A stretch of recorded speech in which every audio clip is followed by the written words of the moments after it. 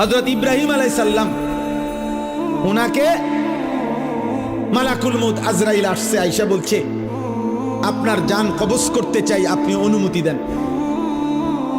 হাদিসের মধ্যে আছে প্রত্যেক নবীকে মৃত্যুর পূর্বে মালাকুল মউত জানায়, অনুমতি চায়। অনুমতি না নিয়ে কোনো নবীর জান কবজ করা হয় নাই। তো ইব্রাহিম আলাইহিস সালাম বললেন, আজরাইল আমার একটা ছোট্ট প্রশ্ন আছে আল্লাহর কাছে, তুমি একটু জিগাইয়া আসো। যাও তুমি জিগাও। তো আজরাইল মালাকুল মউত বলছে আচ্ছা বলেন। তো তুমি গিয়া বলবা আল্লাহর কাছে, আয়াকবিজুল খলিল রুহা খলিলিহি। আল্লাহকে জিজ্ঞাসা করবা গিয়া যে ইব্রাহিম জানতে চাইছে কোন বন্ধু কি বন্ধুর জান কবজ করে? বন্ধু বুঝি বন্ধুরে মেরে লাগে? আমি না আপনার বন্ধু? ইব্রাহিম আলাইহিস সালাম কার বন্ধু? কথা বলে না, আল্লাহর বন্ধু কিনা? তো